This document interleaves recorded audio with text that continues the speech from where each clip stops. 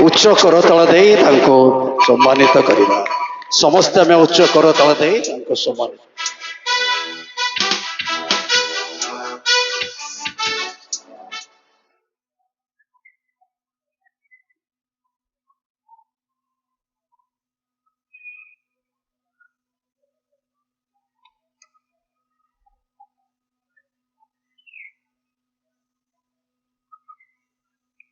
प्रभु पवित्र नाम धन्य हो से जेपरी महान दया अनुग्रह सेपरी महत ओ आश्चर्य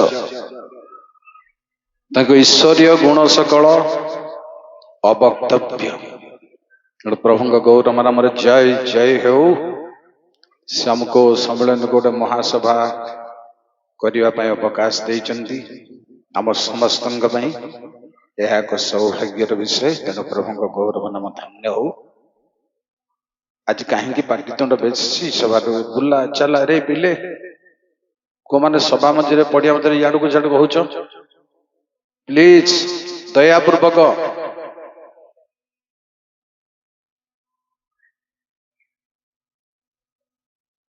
नीरव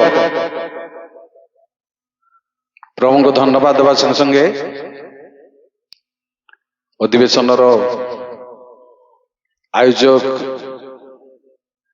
प्रभु दास मान निकट अर्थात मंडली सम्मेलन मुख्य कर्मकर्ता मान गति पुणी समस्त मंचासीन अभिषिक्त जन मान गति पुणी शाखा सम्मेलनी मानकर मुख्य कर्मकर्ता कर्मकर्त्री मान गति ओ मंडली मानकर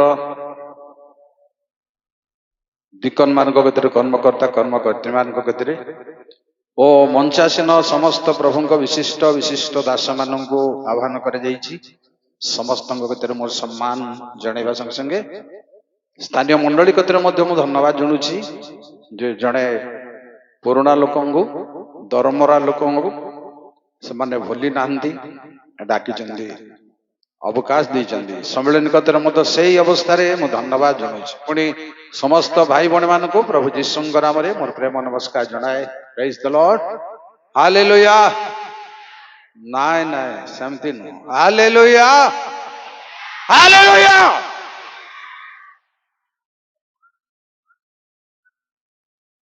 गोटे छोट गीत गान कर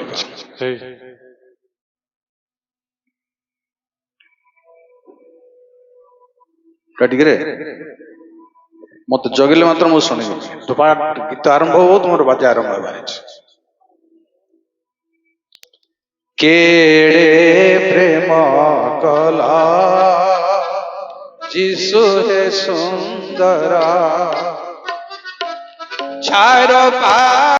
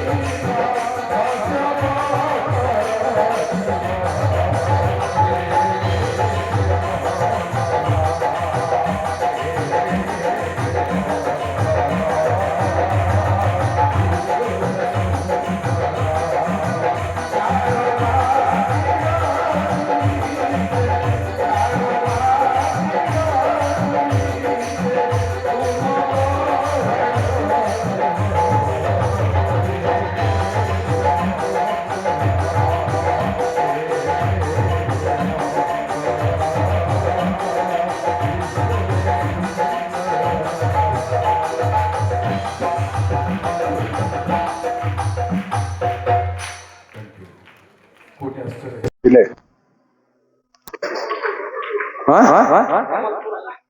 थैंक यू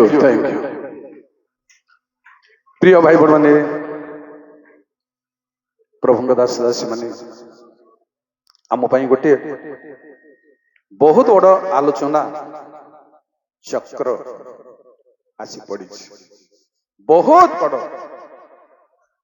जेणु जगत रे दृश्यमान विषय अच्छी अनेक आमे सबू जानी ना हूं किंतु अदृश्य परमेश्वर को जानिबा ताहा मोर छोट बुद्धिर अनुसंधान रे बहुत लंबा चौड़ा कथा बहुत कष्टकर कथा आनी थईबा भाई प्रिय भाई बहन माने छुआ जते बेले जन्म हेबो मार क्षीर पीले भी कोଳରେ रहिले भी माँ को चिन्हबार हठात संभव नुह केते मास पर सांगे सांगे जानी परिबनी जानिछंती रहस्य कोन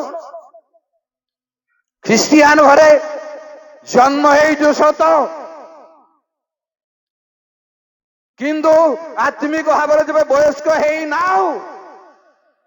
आपण प्रभु को जानी परिबनी जानी परिबनी मु सही प्रमाण प्रथम देबाकू चाहूची प्रभु को जानिबार तत्व आलोचना करने को जाई न जानिबा कथा कोन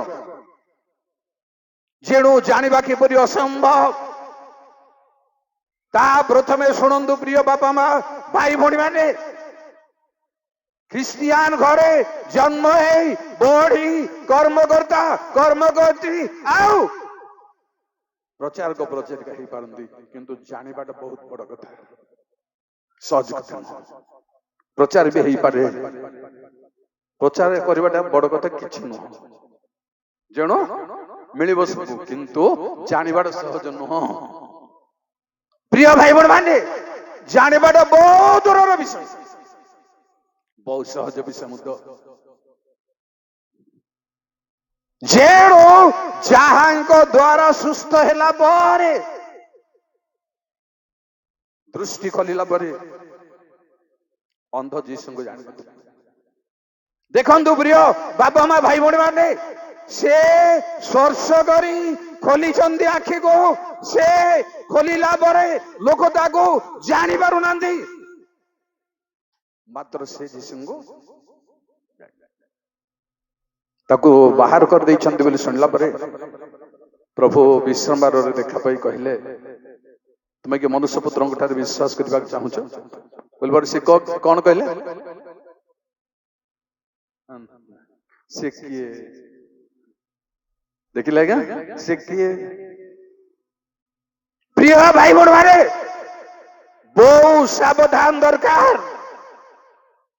बहुत सतर्क दरकार आमे न जानी गर्व करि परिबा नाही न जानी आगो को बढ़ी परिबा नाही न जानी बहादुरी देखै परिबा नाही प्रभु को जानिबार सहज कथा नाही बोले आज मु कहबी प्रथमे तापरे जानिबा कथा आलोचना करबा कथा जेणु जहांकु जीसु बोली कहंती से मते भलो कल बोली कहले किंतु त्राणकर्ता जीसु मते भलो कल बोली कहि पारि नांती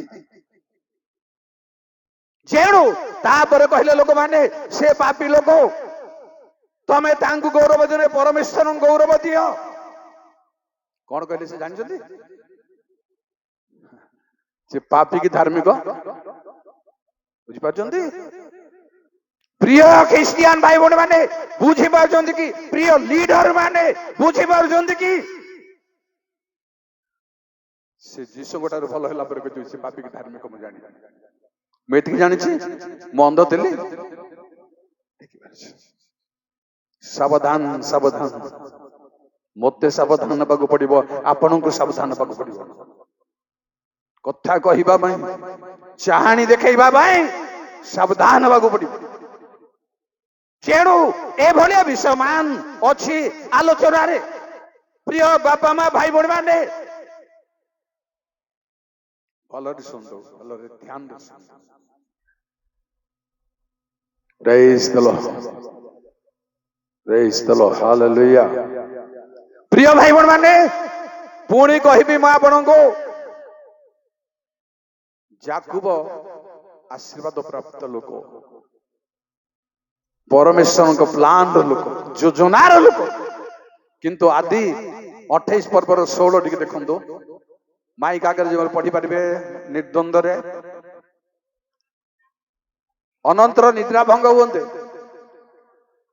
ଯାକୁବ ଜାଗ୍ରତ ହେଇ କହିଲେ, ଅବଶ୍ୟ ସଦାପ୍ରଭୁ ଏ ସ୍ଥାନରେ ଅଛନ୍ତି। କଣ ହେଲା? ଏଭଳି ଜଣେ ଟପ୍ ଲିଡର, ପରମେଶ୍ୱରଙ୍କ ମନୋନୀତ ଲୋକ,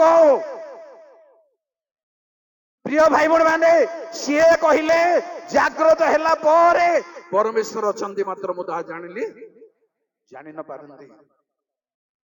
ପରମେଶ୍ୱରଙ୍କର ଉପସ୍ଥିତିକୁ ଜାଣି ନ ପାରନ୍ତି, ଜାଣି ନ ପାରୁ। ପରମେଶ୍ୱର ସ୍ୱର୍ଗରେ ଅଛନ୍ତି ସମସ୍ତେ କହିବେ, ମୁଖପତିର ସମସ୍ତେ କହିବେ, ଜାତି ବିଜାତି ସମସ୍ତେ କହିବେ। କିନ୍ତୁ ତାଙ୍କ ଉପସ୍ଥିତିକୁ ଆପଣ କେମିତି ଜାଣୁଛନ୍ତି, କେମିତି ଅନୁଭବ କରିଛନ୍ତି? ଏଠି ବହୁତ ଲୋକ ହାରିଯିବାର ଚାନ୍ସ ଅଛି, ଆମକୁ ହଇରାଣ ହେବାର ଚାନ୍ସ ଅଛି। ତାଙ୍କର ଉପସ୍ଥିତି ଏ ତ ଗୋଟେ ଅଲଗା ଟାଇପର କଥା। ସତ ପର୍ବକୁ ଯାଇ ଫେରିଲା ଭଳି ଯୋସେଫ ମରିୟମ ମଧ୍ୟ ପୁତ୍ର ଯୀଶୁ ଖ୍ରୀଷ୍ଟଙ୍କୁ ଅଛନ୍ତି ବୋଲି ଭାବିଲେ, ଜାଣିନାହାନ୍ତି। ତାଙ୍କୁ ସେ ସାଙ୍ଗରେ ଅଛନ୍ତି ବୋଲି ଭାବୁଛନ୍ତି, କିନ୍ତୁ ନାହାନ୍ତି ସାଙ୍ଗରେ।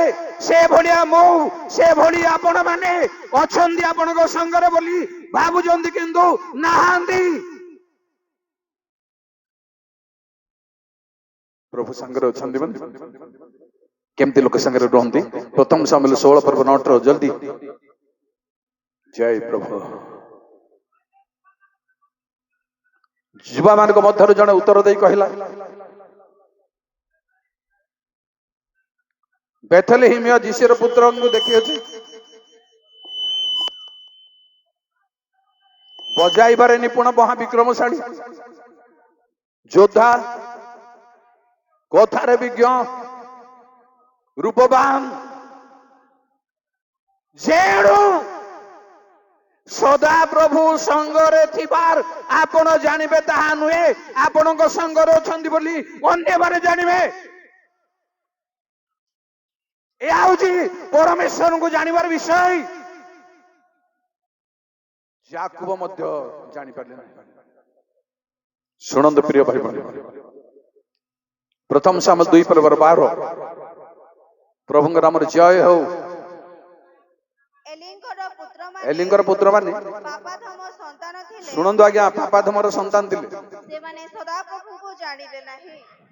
ତଥାପି ସେମାନେ କଣ କରୁଥିଲେ ଆଜ୍ଞା? ମତେ ଟିକେ ହେଲ୍ପ କରିବେ କି? କଣ କରୁଥିଲେ ଆଜ୍ଞା? ରାଇଟ, ଯାଜକ ମାନେ ସବୁବେଳେ ଦରକାର ପୋଜିସନ, ସେଇମାନେ ଭାଙ୍ଗିବାର ଅଛି, ନିଜକୁ ଭାଙ୍ଗିବାର ଅଛି। ଯେଣୁ ପାପାଧମର ସନ୍ତାନ ଯାଜକ ହେଇପାରନ୍ତି, ପ୍ରଚାରକ ହେଇପାରନ୍ତି, ବକ୍ତା ହେଇପାରନ୍ତି, ଯିଏ ବି ହେଇପାରନ୍ତି, ପାପାଧମର ସନ୍ତାନ କେବେ ଜାଣିପାରିବ ନାହିଁ।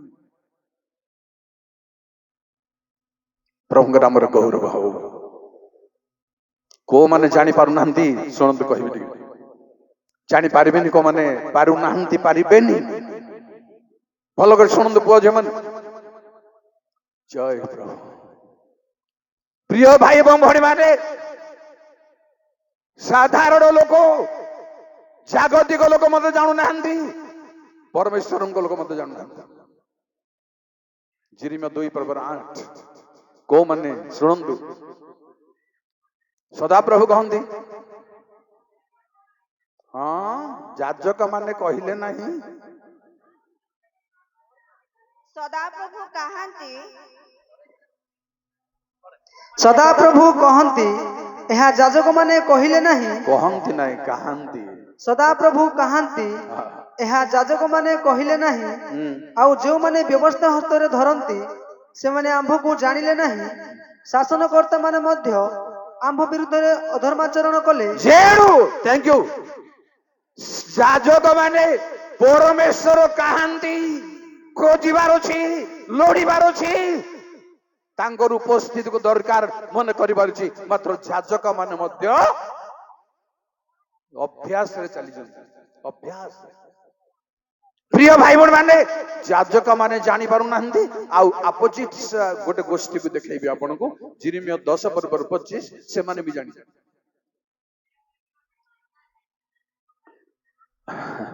ଯେଉଁ ଅନ୍ୟ ଦେଶୀୟ ମାନେ ତୁମକୁ ଜାଣନ୍ତି ନାହିଁ।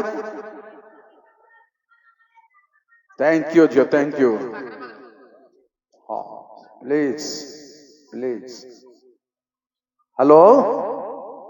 ଯେଉଁ ଅନ୍ୟ ଦେଶୀୟ ମାନେ ଜାଣନ୍ତି ନାହିଁ, ବ୍ୟବସ୍ଥା ହାତରେ ଧରିବା ଲୋକମାନେ ଜାଣନ୍ତି ନାହିଁ, ଯାଜକ ମାନେ ଜାଣନ୍ତି ନାହିଁ।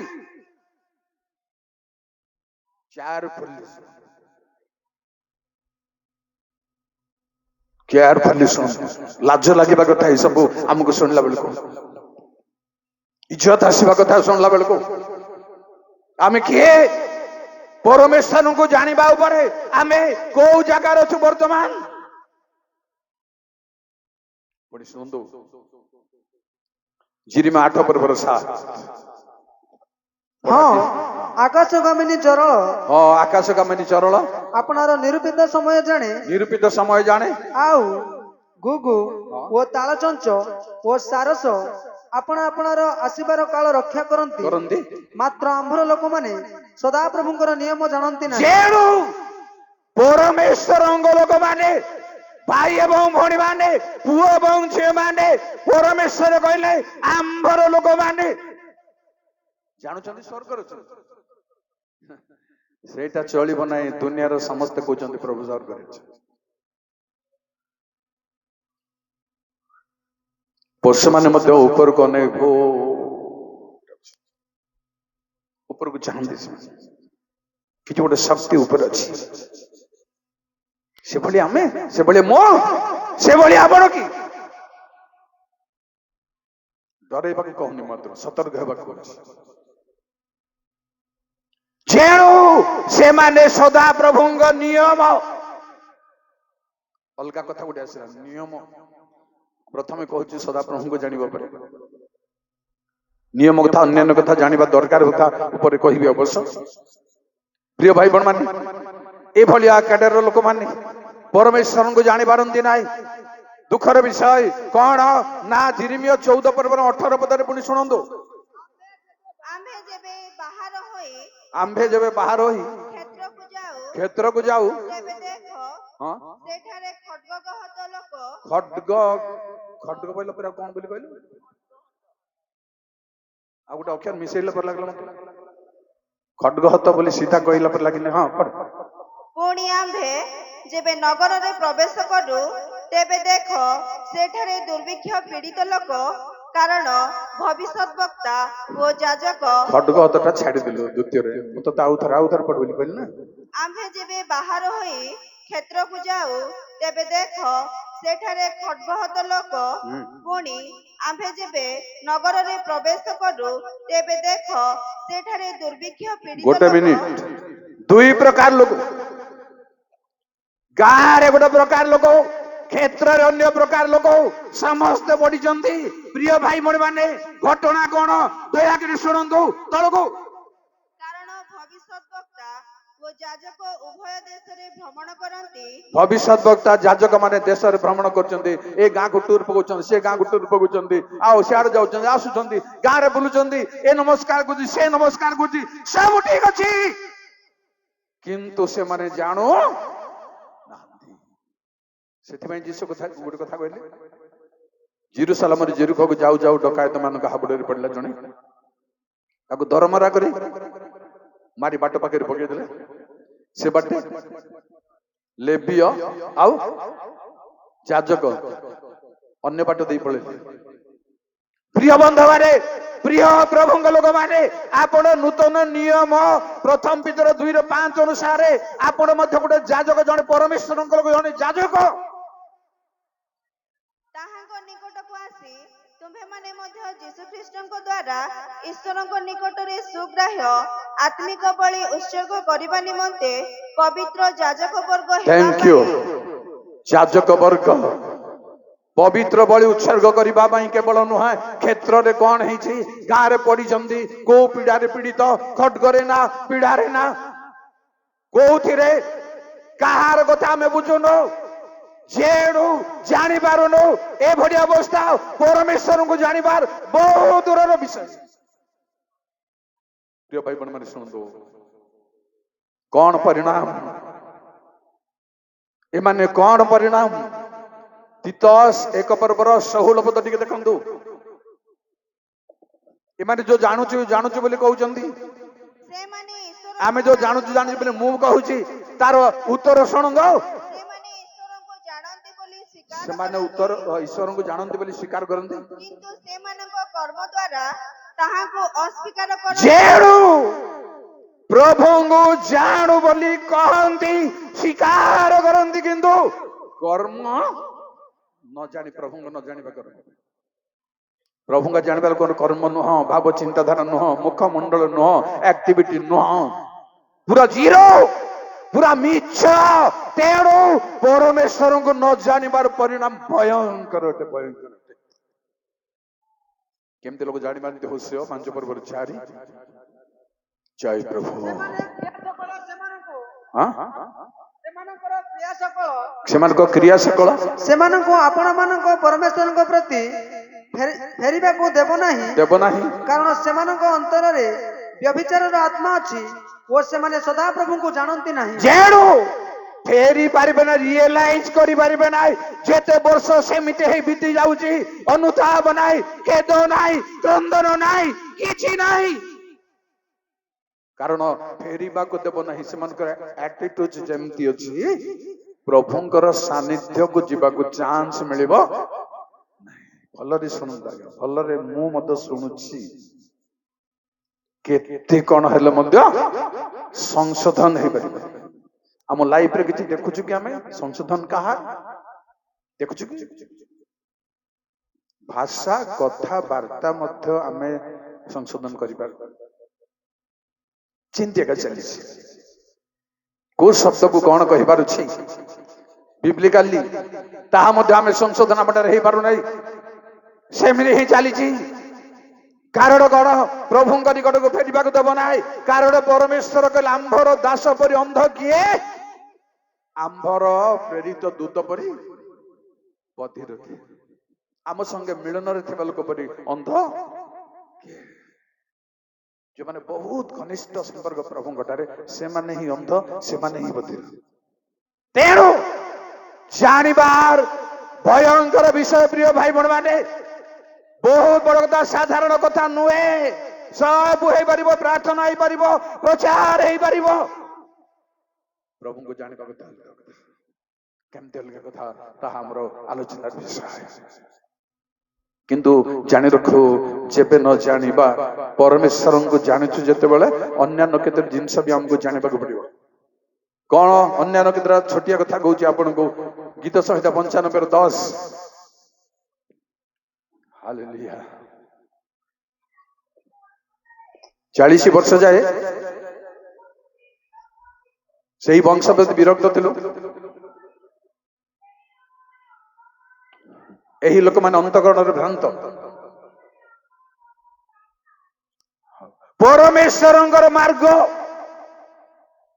कौन तांकर मार्ग प्रिय भाई बड़ माने को माध्यम रे परमेश्वर निकटवर्ती हेबार चांस थाए तार प्रूफ कौन मार्ग कौन आपण मो भाई शुणु मार्ग कथा कहबी मैं आपन को एवरी बार पर्व रे जय प्रभु अतएव एडे बृहत मेघतुल्य साखी मानक द्वारा जने पढुची जने रहि जाओ काई जबरदस्ती ଅତଏବ ଏଡେ ବୃହତ୍ ମେଘତୁଲ୍ୟ ସାକ୍ଷୀମାନଙ୍କ ଦ୍ୱାରା ବେଷ୍ଟିତ ହେବାର ଆଶ ଆମ୍ଭେମାନେ ପ୍ରତ୍ୟେକ ଭାର ଓ ସହଜରେ ବେଷ୍ଟନକାରୀ ପାପ ପରିତ୍ୟାଗ କରି ବିଶ୍ୱାସର ନେତା ଓ ସିଦ୍ଧିଦାତା ଯୀଶୁଙ୍କୁ ଲକ୍ଷ୍ୟ କରି ଧୈର୍ଯ୍ୟ ସହକାରେ ଆମ୍ଭମାନଙ୍କ ଗନ୍ତବ୍ୟ ପଥରେ ଧାବମାନ ଗନ୍ତବ୍ୟ ପଥ ए होजी नूतन नियम पथ जेते पुरातन नियम पथ बोली कहले जीशु ही से मार्ग बोली हमें कहि पारू किछि भूल बोल किंतु ଗନ୍ତବ୍ୟ ପଥ ଅର୍ଥାତ୍ ଯୋଉ ବାଟ ଆପଣଙ୍କର, ଆପଣ ଟିଚର ନା ପ୍ରିଚର, ଆପଣଙ୍କର ପ୍ରଚାରର ଷ୍ଟାଇଲ କଣ ଜାଣିଛନ୍ତି? ସେଟା ହଉଛି ମାର୍ଗ, ସେଟା ହଉଛି ପଥ। କଣ ଟିଚିଂ ନା ପ୍ରିଚିଂ ମେଥଡରେ ଅଛନ୍ତି ଆପଣ?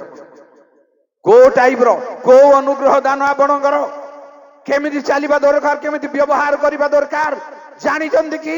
ନା ଅନ୍ଧାରରେ ବାଡ଼ି ବୁଲଉଛ? ପ୍ରଭୁଙ୍କ ନାମରେ ଜୟ ହଉ। ଏହା ହଉଛି ଆମ୍ଭର ମାର୍ଗ। ସେମାନେ ଜାଣି ନାହାନ୍ତି। ମାର୍ଗ ନ ଜାଣି କାହାକୁ ବାଟ ଦେଖେଇ ପାରିବେ ନାହିଁ। ଦୁନିଆରେ ପରେଶାଣୀ କେବେ ସମ୍ଭବ ନୁହେଁ। ଯେଣୁ ଅନ୍ଧ କାହାକୁ ବାଟ ଦେଖେଇ ପାରିବ ନାହିଁ। ପ୍ରିୟ ଭାଇ ଭଉଣୀ ମାନେ, ଜାଣିବା ବିଷୟର ଗଭୀରକୁ ଗୋଟେ ସନ୍ଦେଶ ରଖିକି ଯାଉଛି ଆପଣଙ୍କ ପାଖରେ। ଦିଟା ଗଭୀର।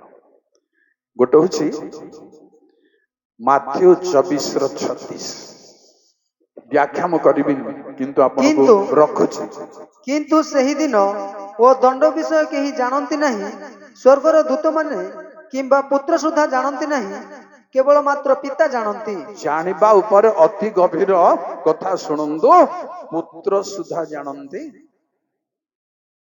ତାର ଅର୍ଥ ନୁହଁ ଆଜି ପୁତ୍ର ଜାଣୁନାହାନ୍ତି ବୋଲି ମୁଁ ପ୍ରମାଣ ପାଉନାହିଁ।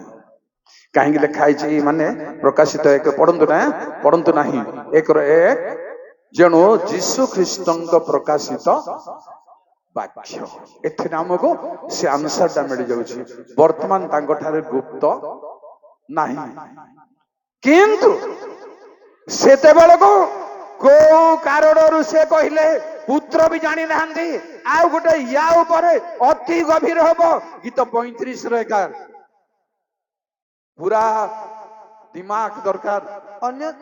ଅନ୍ୟାୟ ସାକ୍ଷୀ ମାନେ ଉଠୁଅଛନ୍ତି, ଅନ୍ୟାୟ ସାକ୍ଷୀ ମାନେ ଉଠୁଅଛନ୍ତି। ସେମାନେ ଆମ୍ଭର ଅଜ୍ଞାତ ବିଷୟ ଆମ୍ଭକୁ ପଚାରୁଅଛନ୍ତି। କେମିତି କଥା ଏଇଟା? ଯୀଶୁଙ୍କୁ ଯୋଉ ପ୍ରଶ୍ନ ସବୁ ପଚାରିଲେ ଅନ୍ୟାୟ ସାକ୍ଷୀ ମାନେ, କିନ୍ତୁ କହିଲେ ଆମ୍ଭର ଅଜ୍ଞାତ ବିଷୟ ଆମକୁ କହୁଛନ୍ତି। ପ୍ରଭୁଙ୍କର ଅଜ୍ଞାତ କଣ ଅଛି? ଦିମାଗ ୱାଜ ଦରକାର। କଣ ଅଛି? ଜାଣିବା ଉପରେ କେତେ ଗଭୀର ଅଛି ସେଟା ମୁଁ ସନ୍ଦେଶ ଦେଇକି ରଖିବାକୁ ଚାହୁଁଛି। ମୁଁ ବ୍ୟାଖ୍ୟା କରିବି। ପ୍ରିୟ ଭାଇ ଭଉଣୀମାନେ, ଜାଣିବା କଥା, ମୁଁ ପରମେଶ୍ୱରଙ୍କ ଜାଣିବା କଥା ଉପରେ ଗଭୀରକୁ ଯାଆନ୍ତୁ ବୋଲି କେତେଟା ମୌଖିକ ଭାବରେ କହୁଛି ମୁଁ ଆପଣଙ୍କୁ। ପଢନ୍ତୁନି। ଆଦି 18:21 ଆସ ମାନେ ତଳକୁ ଯାଇ ଦେଖୁ, ଆମ୍ଭ ନିକଟକୁ ଆଗତ କ୍ରନ୍ଦନ ଅନୁସାରେ ସର୍ବୋପରି ଘଟିଛି କି ନାହିଁ ତାହା ଆମେ ଜାଣୁ।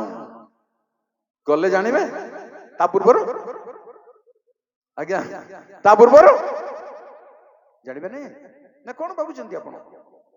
ମୁଁ ଜାଣିବାକୁ ଚାହୁଁଛି ଗଭୀରକୁ ଯାଆନ୍ତୁ, ଶାସ୍ତ୍ରର ଗଭୀରକୁ ଯାଆନ୍ତୁ। ପୁଣି ଅବ୍ରାହମକୁ କହିଲେ ପରମେଶ୍ୱର ତୁମେ ଆପଣର ଦ୍ୱିତୀୟ ପୁତ୍ରଙ୍କୁ ଆମକୁ ଦେବାକୁ ନାସ୍ତି କଲ ନାହିଁ, ଏହା ଆମେ ଏବେ ଜାଣିଲୁ।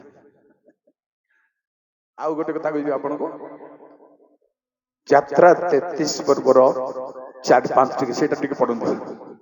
ମୋର କହିବାଟା ଆସିଲି ଏକଜାକ୍ଟ ୱାର୍ଡ ଆସି ନପାରେ ମୋ ମୁହଁକୁ। ଲୋକମାନେ ଏଇ ଅଶୁଭ ସମ୍ବାଦ ଶୁଣି ଶୋକ କଲେ। କେହି ଆପଣା ଶରୀରରେ ସୁନା ରୂପା ଗଣି ପିନ୍ଧିଲେ ନାହିଁ।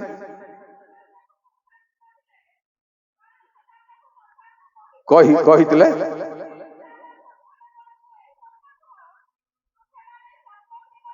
ହଁ, ଯେବେ ଏକବନିଶ ତୁମ ମଧ୍ୟକୁ ଯିବା ସଂହାର କରି ପକେଇବା। ଶୁଣନ୍ତୁ ଆଜ୍ଞା, ତୁମ୍ଭେ ଆପଣ ଶରୀରରେ ଏବେ ଏମିତି କର, ଆବରଣ ଦୂର କର।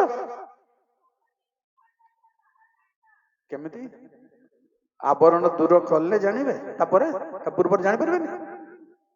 ହଁ ଅଛି, ମସ୍ତିଷ୍କ ଠିକ ଅଛି। ୟାକୁ ଟଚ କରିବା ପାଇଁ, ୟାକୁ ବାହାରକୁ ଆଣିବା ପାଇଁ, ଖୋଳି ବାହାରକୁ ଆଣିବା ପାଇଁ ଅଛି। ପରମେଶ୍ୱର କହିଲେ ତୁମର ଆବରଣ ଦୂର କଲେ ତୁମ ପାଇଁ କର୍ତ୍ତବ୍ୟ କଣ ତାହେଲେ ଆମେ ଜାଣିବା। ଆବରଣ ଥିଲେ ଜାଣିପାରିବେ କି? ପ୍ରେଜ୍ ଦ ଲର୍ଡ।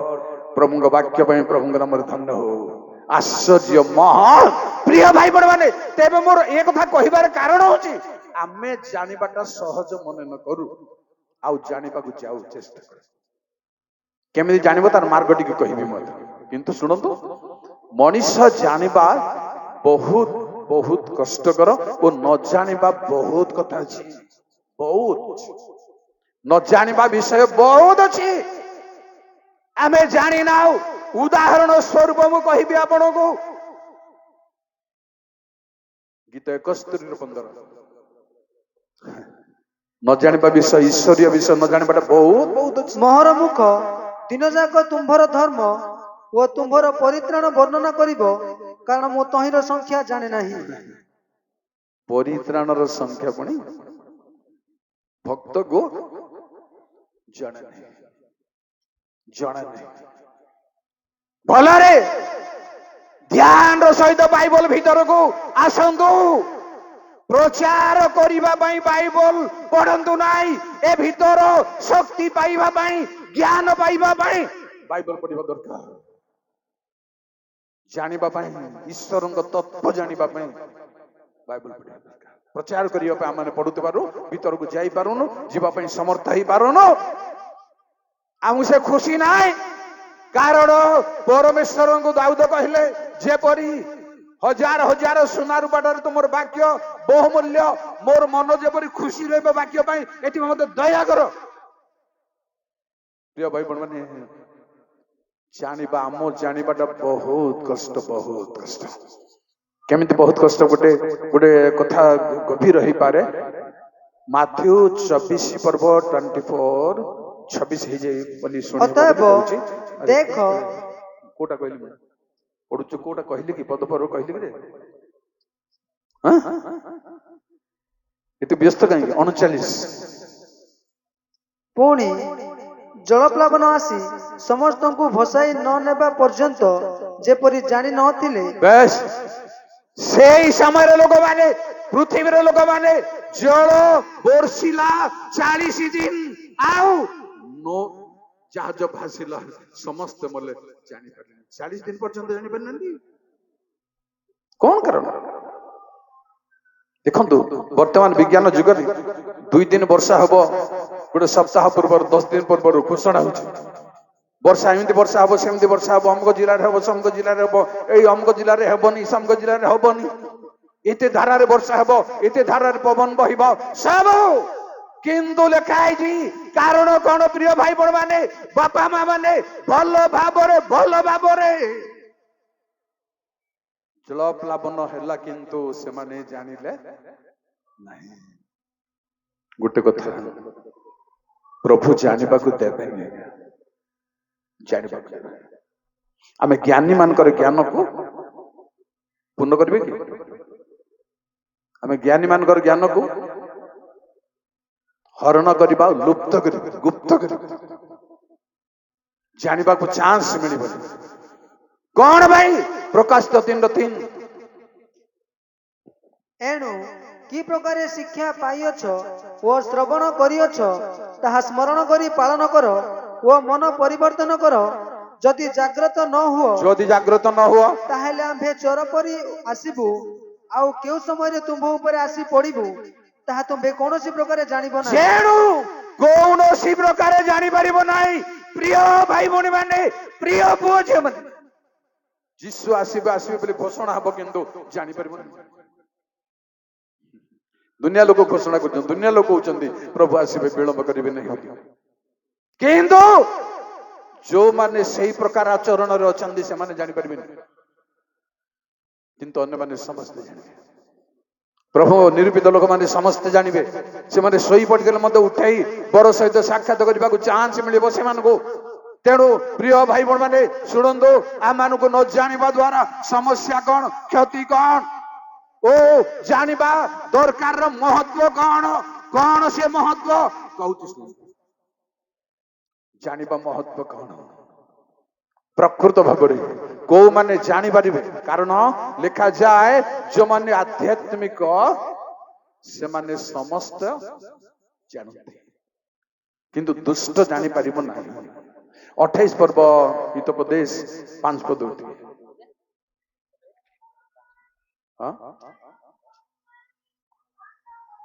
କୋଉମାନେ ବୁଝନ୍ତି ନାହିଁ? ମନ୍ଦ ଲୋକମାନେ ନ୍ୟାୟ ବୁଝନ୍ତି ନାହିଁ।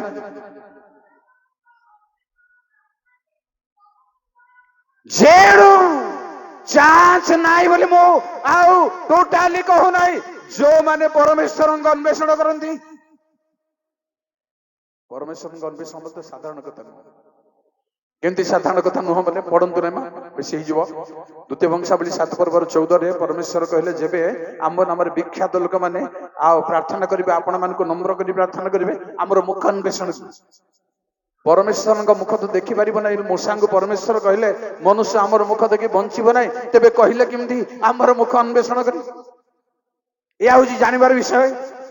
ଏହା ଯଦି ଆମକୁ ବୁଝିବାର ବିଷୟ, ଜଣେଇବାର ବିଷୟ, ଆଉ ବୁଝେଇବାର ବିଷୟ।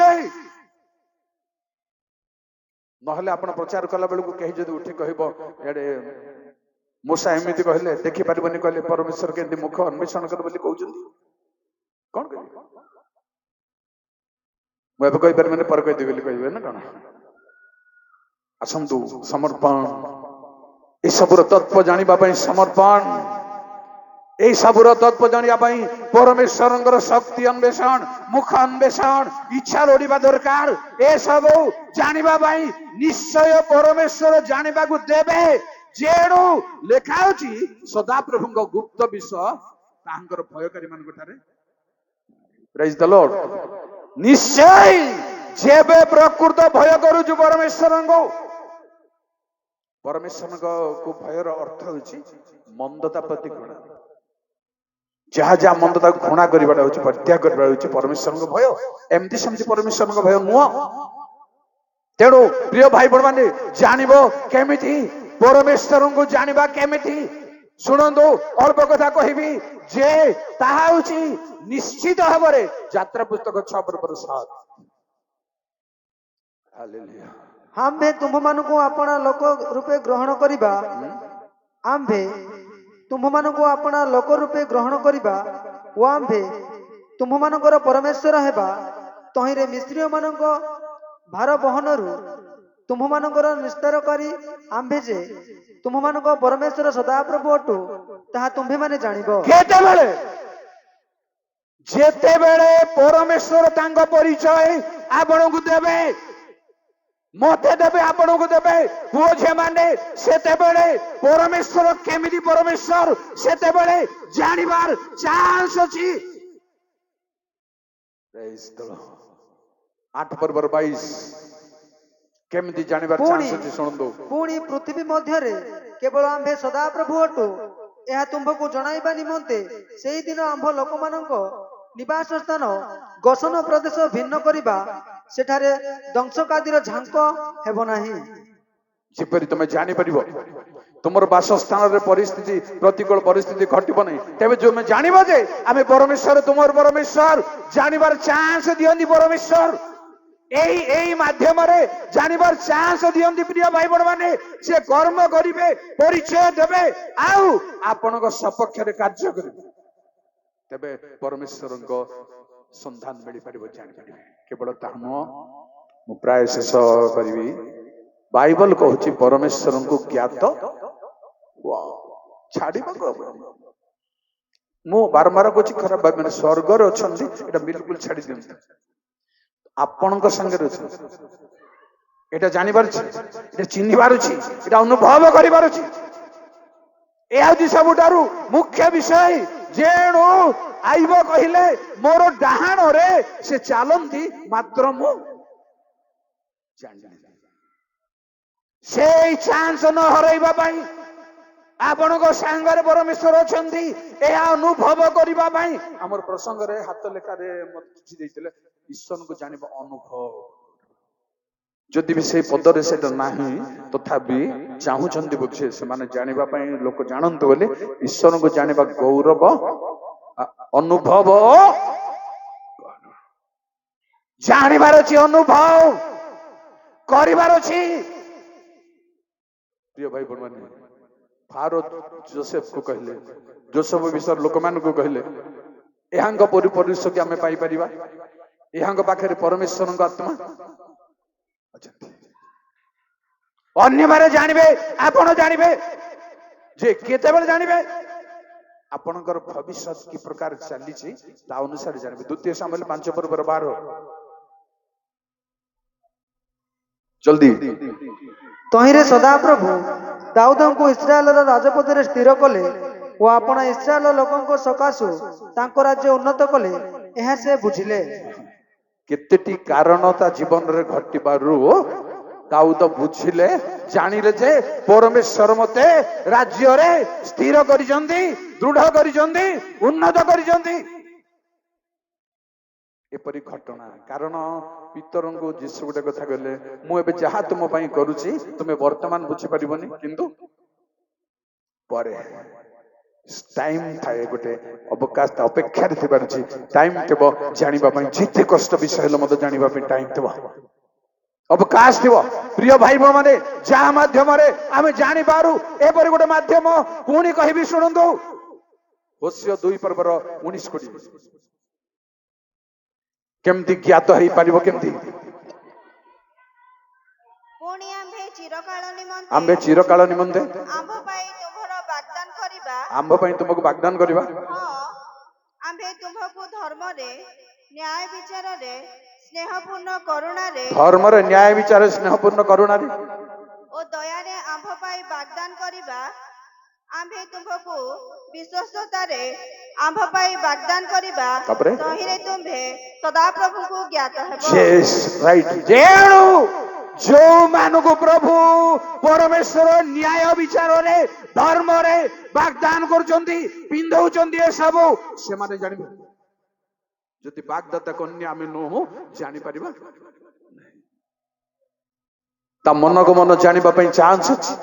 ରିବିକାକୁ ବାଗଦାନ କରିଦେଲେ, ପୁରୁଷକୁ ନ ଦେଖୁନ, ବରକୁ ନ ଦେଖୁନ, କିନ୍ତୁ ଜାଣିପାରିଲେ ରିବିକା ଯେ ଆସୁଛନ୍ତି ଯିସାକ କ୍ଷେତ୍ରକୁ ଧ୍ୟାନ କରିବା ପାଇଁ।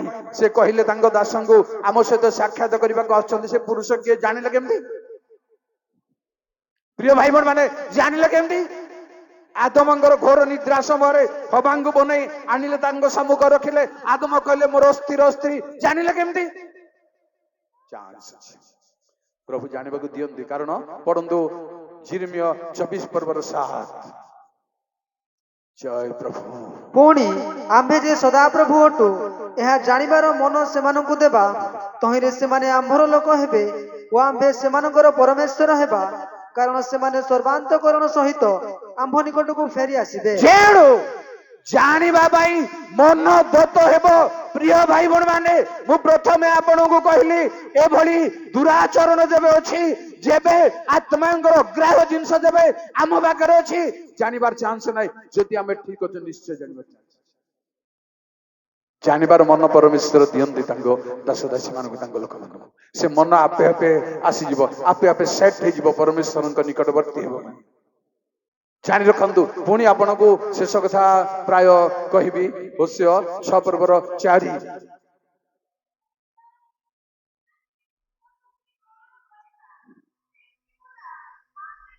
4-5 ହେଲା।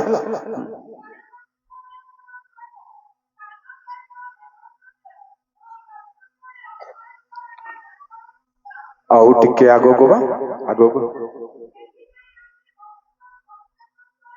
ନାଇଁ, ଉପରକୁ ଟିକେ, ଉପରକୁ ଟିକେ।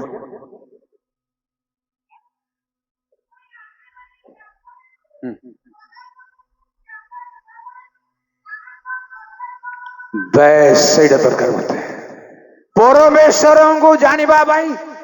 ପ୍ରିୟ ଭାଇ ଏବଂ ଭଉଣୀମାନେ, ଶ୍ରୋତା ବନ୍ଧୁ, ତାଙ୍କ ପଛେ ପଛେ ଯିବାକୁ ପଡିବ, ଯିବାକୁ ପଡିବ। ଯେଉଁମାନେ ତାଙ୍କର ପଶ୍ଚାଦଗାମୀ ହୁଅନ୍ତି, ସେମାନେ ନିଶ୍ଚୟ ତାଙ୍କୁ,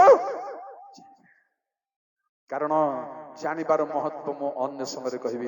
ଜାଣିଲେ ଫାଇଦା କଣ ଅଛି, ମହତ୍ଵ କଣ ଅଛି, କୋଉ କୋଉ ପ୍ରମାଣରେ ପରମେଶ୍ୱରଙ୍କୁ ଜାଣିଛି ସେ ବ୍ୟକ୍ତି ବୋଲି ଆମେ ଅକ୍ଲେଶରେ ବାଇବଲ ପଢି ଜାଣିପାରିବା। ତାର ମୁଖମଣ୍ଡଳକୁ ଦେଖି, ତା କାରବାରକୁ ଦେଖି, ବାଇବଲର ପ୍ରମାଣରେ ଜାଣି ହେଇଯିବ ଯେ ଏତଦ୍ ଦ୍ୱାରା ସେ ଜାଣିଛନ୍ତି। ଆସନ୍ତୁ ପ୍ରିୟ ଭାଇ ଭଉଣୀ ମାନେ, ପ୍ରଭୁଙ୍କୁ, ସେ ଅଦୃଶ୍ୟ ପରମେଶ୍ୱରଙ୍କୁ ଜାଣିବା ପାଇଁ ତାଙ୍କ ଶକ୍ତି ଦତ୍ତ ହବ, ତାଙ୍କ ଅନୁଗ୍ରହ ଦତ୍ତ ହବ। ଏହା ହେଲେ ଜାଣିପାରିବା ଯେ ତାଙ୍କ ଲୋକମାନଙ୍କ ପାଇଁ ଏହା ଅଛି। ତାହେଲେ ଆମକୁ ସହଜ ହେବ ଜାଣିବା ପାଇଁ। ମୂଷା ପ୍ରାର୍ଥନା କଲେ, ତୁମର ଗତି ମତେ ଜଣା ତୁମେ ଆମ ସାଙ୍ଗରେ ଅଛ ବୋଲି ଆମେ ଯେମିତି ପକ୍କା ହବୁ ଜଣା। ଭାଇ ଭଉଣୀ ମାନେ ଆସନ୍ତୁ, ପ୍ରଭୁ ଆମମାନଙ୍କୁ ଦୟା କରନ୍ତୁ, ପୁଅ ଝିଅ ମାନେ ଦୟା କରନ୍ତୁ। ଯୀଶୁ ସାଙ୍ଗରେ ଅଛନ୍ତି, ରହିବେ ସେ ଯୁଗାନ୍ତ ପର୍ଯ୍ୟନ୍ତ ତୁମମାନଙ୍କ ସାଙ୍ଗରେ ମୁଁ ଅଛି। ଏଇ ଅକାଟ୍ୟ ସତ୍ୟ ବାକ୍ୟ ଯେପରି ଆମଠାରେ ଅନୁଭବକୁ ଆସିବ, ଆମେ ଅନୁଭବ କରିପାରିବୁ ପ୍ରଭୁ ମୋ ସଙ୍ଗରେ ଅଛନ୍ତି। କଣ ହେବ ପ୍ରମାଣ? ପରିସ୍ଥିତି ଆପଣଙ୍କ କଣ ହେବ? ଲାଇଫ ଷ୍ଟାଇଲ କଣ ହେବ? ଯେବେ କୂଟନୀତି ରାଜନୀତି ଛାଡି ପାରୁନୁ, ପୁଲପିଟରେ, ଚର୍ଚ୍ଚରେ, ସେବାରେ ପ୍ରଭୁଙ୍କୁ ଜାଣିବାଟା ସହଜ କଥା। ଆସନ୍ତୁ, ପ୍ରଭୁ ଆମମାନଙ୍କୁ ସମସ୍ତଙ୍କୁ ଆଶୀର୍ବାଦ କରନ୍ତୁ। ପ୍ରାର୍ଥନା କରିବି। ସର୍ବଶକ୍ତିମାନ ପ୍ରଭୁ, ମୋ ଗୌରବ ନାମ ଧନ୍ୟ ପ୍ରଭୁ, ତୁମେ ସ୍ୱର୍ଗର ପରମେଶ୍ୱର, ଦୃଶ୍ୟ ପରମେଶ୍ୱର। କୌଣସି ମର୍ତ୍ତ୍ୟ ତୁମକୁ ଦେଖେ ନାହିଁ କି ଦେଖି ପାରିବ ନାହିଁ, ତଥାପି ତୁମ ପରା ପରମେଶ୍ୱରଙ୍କୁ, ଭୟଙ୍କର ପରମେଶ୍ୱରକୁ, ଗ୍ରାସକାରୀ ଅଗ୍ନି ତୁଲ୍ୟ ପରମେଶ୍ୱର ଯେ ତୁମେ, ତୁମକୁ ଜାଣିବା ପାଇଁ ଏ ଚାର ଧୂଳି ମାନଙ୍କୁ ଅବକାଶ ରଖିଛ ପ୍ରଭୁ। ସେ ଅବକାଶର ଦ୍ୱାର ତୁମ ଲୋକମାନଙ୍କ ପାଇଁ ମୁକ୍ତ ହେଉ। ତୁମେ ସଙ୍ଗରେ ଅଛ, ଏ କ୍ଷଣି ମୋ ସଙ୍ଗରେ ଅଛ, ଏ ଆମେ ସମସ୍ତେ ଜାଣିବୁ ପ୍ରଭୁ। ସମସ୍ତଙ୍କୁ ଆଶୀର୍ବାଦ କର, ସମସ୍ତଙ୍କୁ ସ୍ପର୍ଶ କର ପ୍ରଭୁ। ମହାସବରର ପ୍ରାରମ୍ଭରୁ ଆଗାମୀ ସମୟ ମାନଙ୍କରେ ସମସ୍ତ ସେବା ଉପାସନା ଉପରେ ତୁମର ଆଶୀର୍ବାଦର ହସ୍ତ ସହବର୍ତ୍ତୀ ହଉ। ପ୍ରଭୁ ଯୀଶୁଙ୍କ ନାମରେ ପ୍ରାର୍ଥନା କଲି, ଆମେନ୍। Thank you.